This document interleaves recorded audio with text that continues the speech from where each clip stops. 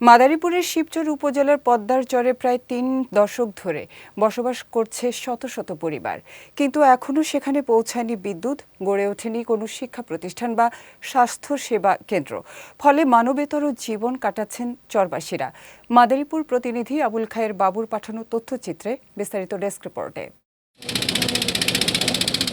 পদ্মার বুকে গড়ে ওঠা এই চর জানাজা ইউনিয়নের সামিদ খান কান্দি এলাকা। প্রায় ২৮ বছর ধরে এখানে বসবাস করছেন ২ শতাধিক পরিবার।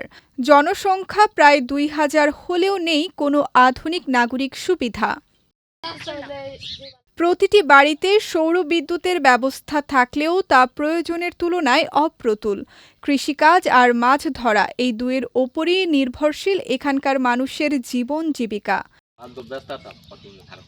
উপজেলা সদরে যেতে হলে ভরসা ইঞ্জিন চালিত নৌকা, নদীপথ আর আঁকাবাঁকা জমির পথ পাড়ি দিয়ে পৌঁছাতে হয় মূল ভূখণ্ডে। আমরা যে জায়গায় থাকি অনেক একটা নদীর পার, আর তারপরে মাটিগুলো অনেক রোদ্রের তাপে বালিগুলো অনেক ফুটন্ত গরমের মতন পড়ে থাকে, বাচ্চারা হাঁটতে পারে না। আমাকে এদিকে সরকার একটা ক্লিনিক দিত, তাই আমাকে তো সুবিধা ভালো হতো আর আমরা একটু শান্তি পাইতাম। এই জায়গায় আমরা বসবাস করি, বুঝছেন।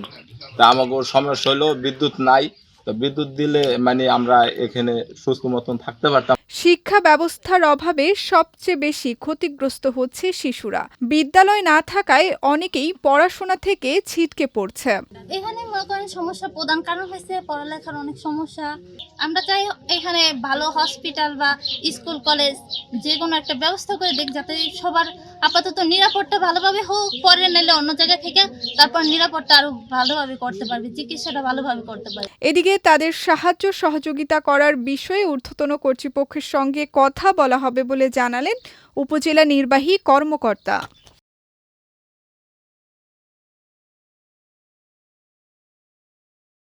পদ্মার পারে যারা সংগ্রাম করে টিকে আছে তাদের বিষয়ে আমরা আসলে সরকার থেকে যদি কোনো বিশেষ উদ্যোগ গ্রহণ করে তাহলে আমরা সেটা সরকারকে জানাবো।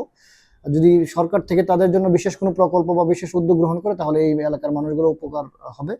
এবং তাদের যে স্যানিটেশনের যে বিষয়গুলো আছে, আমাদের কাছে যে সুযোগ সুবিধাগুলো আছে আমরা প্রায়োরিটি বেসিসে তাদেরকে আমরা দেখি আর কি, তাদের বিষয়গুলো অগ্রাধিকার দিয়ে আমরা দেখি। এই হচ্ছে আমার।